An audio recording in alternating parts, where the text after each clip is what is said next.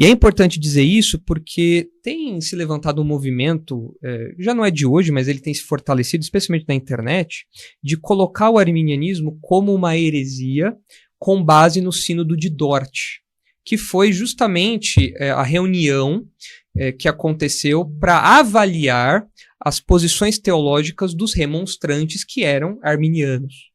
E ali você tem, então, os 5 pontos do arminianismo elencados e que foram rejeitados pelo Sínodo de Dort. E produziram, então, um documento que é chamado os Cânones de Dort, que colocam o arminianismo como algo reprovado. E, inclusive, implicou em expulsão dos ministros, teve uma série de medidas políticas, sociais e tudo mais.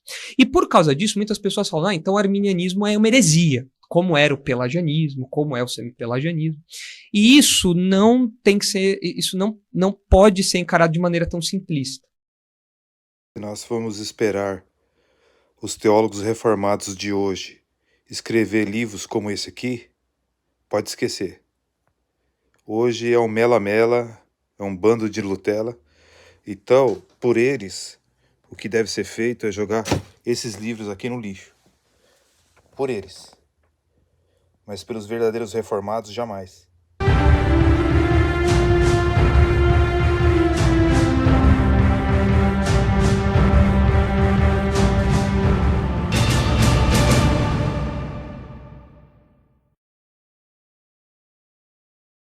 A base bíblica e histórica para líderes calvinistas passarem o pano para o arminianismo? Bem, dando continuidade à nossa série, este é o vídeo número 4. Vou ler um versículo da palavra inerrante, infalível, de Deus, que se encontra em 1 Coríntios, capítulo 11, versículo 19. E até importa que haja entre vós heresias, para que os que são sinceros se manifeste entre vós. Ou seja, a palavra de Deus diz e declara que deve haver heresias para que se manifestem aqueles que realmente são sinceros diante da palavra de Deus e de suas verdades. Queridos, nesse mês de maio de 2025, pelas redes sociais, a declaração do pastor Marcos Grangonato em afirmar que um casal pode decidir não ter filhos, que fazendo isso não estaria pecando. As declarações do pastor Marcos Grangonato estão sendo analisadas por alguns pesquisadores que são de linhagem reformada. Dentre eles, podemos destacar o senhor Caio Modesto e o canal do pastor reformado Rodrigo Mocelin.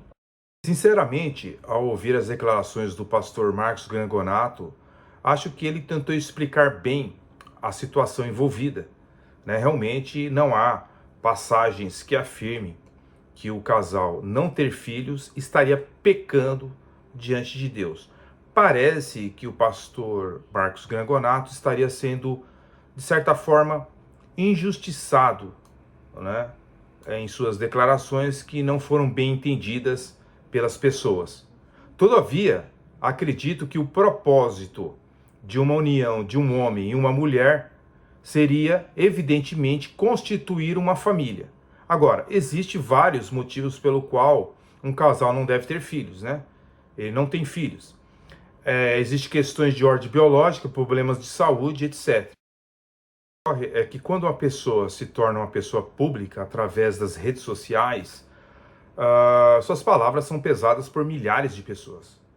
Então, quando você for me criticar, por expor os equívocos dos defensores do arminianismo e até mesmo expor as declarações de reformados e as suas contradições, pense 2 vezes.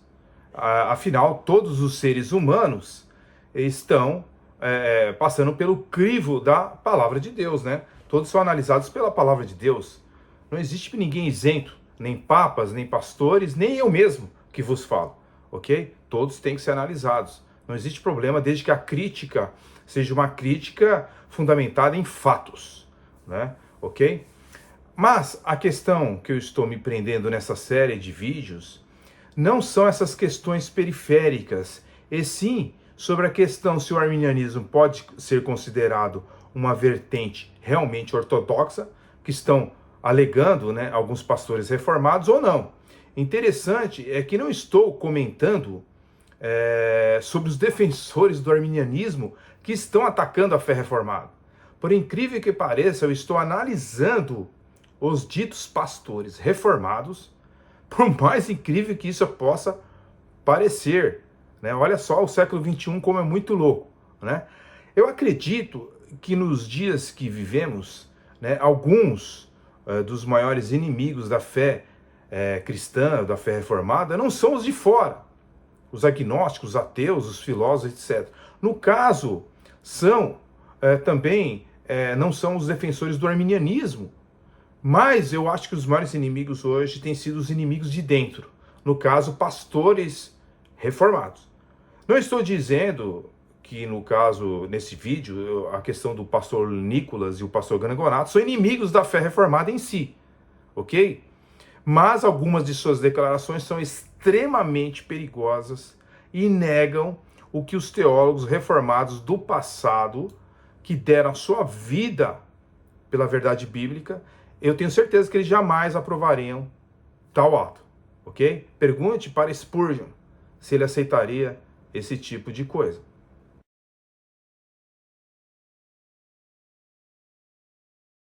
Destarte, a questão da salvação é de caráter secundário, coisa que nunca foi pauta nos concílios da igreja. Isso é um puro engano. Ora, a fase inaugural da igreja, havia outros problemas que minavam a ortodoxia bíblica e teriam que ser tratadas. Assim, a justificação somente pela fé é algo que foi tratado em séculos posteriores, tá? Veio ser tratado em tempos distantes. Um precursor da reforma protestante, né, uma pré-reforma protestante, ele foi morto justamente por defender a justificação pela fé. Seu nome era John Huss. Em síntese, a necessidade de um debate doutrinário sobre determinado assunto escriturístico surge a partir dos conflitos que a ortodoxia enfrentaria. O fato do jovem pastor Nicolas definir a questão soteriológica como secundária, né, é algo dele, particular dele e do pastor Grangonato, né? Agora, quando nós olhamos Atos capítulo 15, né, começamos a olhar os concílios de 358 e etc. e tal, nós vemos uma coisa bem diferente.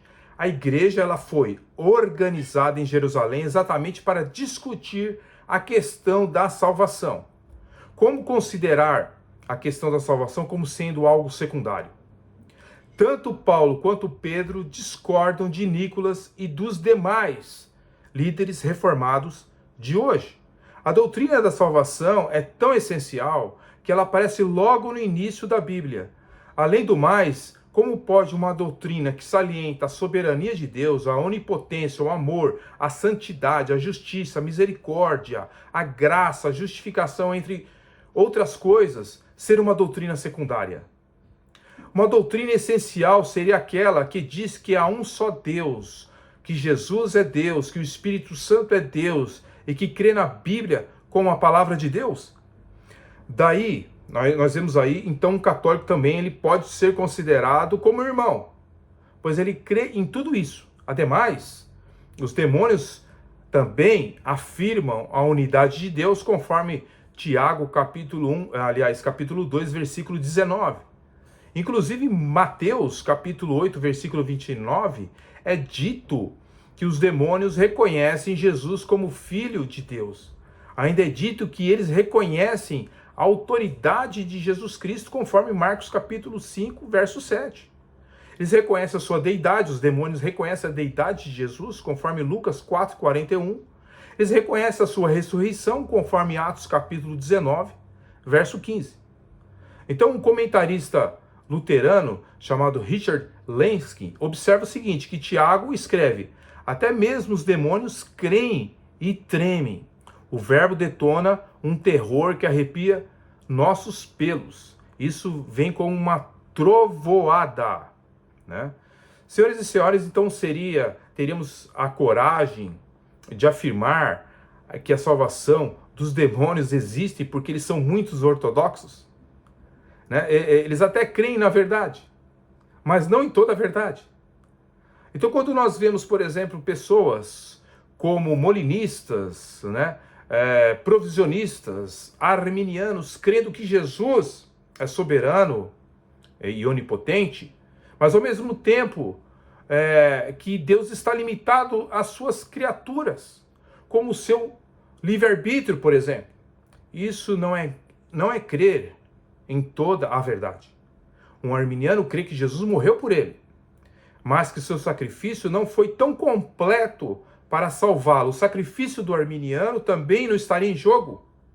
É algo para se pensar. Eu não afirmo nem que sim, nem que não.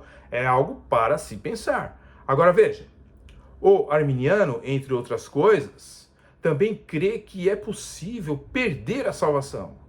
Com isso, ele nega a intercessão de Jesus diante do Pai para preservá-la até o fim, conforme a própria Bíblia em João, capítulo 17, versículo 20. Ora, para o arminiano, a oração de Jesus é um fracasso. E ele morreu praticamente de bobeira. Tudo isso é crer na verdade de Deus em partes. Né? Crer na verdade em partes é crer também na mentira. E crer na mentira é crer em algo que pode te condenar, conforme 2 Tessalonicenses capítulo 2, versículo 12, de que arminianos estão certos e calvinistas também estão certos, é antilógica, né? Nós vemos essa declaração de Nicolas que chega a ser aberrante. Segundo Rod, todos os remonstrantes ou arminianos negavam que a obra de Cristo foi a real satisfação pelo pecado. Fundamentalmente recusavam qualquer justificação real do pecador. Para os arminianos, a justificação é simplesmente perdão de pecados. Então, isso nós encontramos no livro A Dialética entre Fé e Obras, um estudo comparativo entre a visão católica, arminiana e calvinista.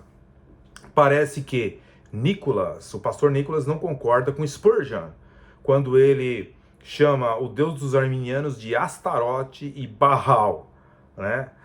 Será que ele também conseguiria explicar as falas do próprio Grangonato do passado, quando ele ia para os debates com os arminianos, onde o próprio Grangonato chamou o Deus dos arminianos de mordomo e meio efeminado?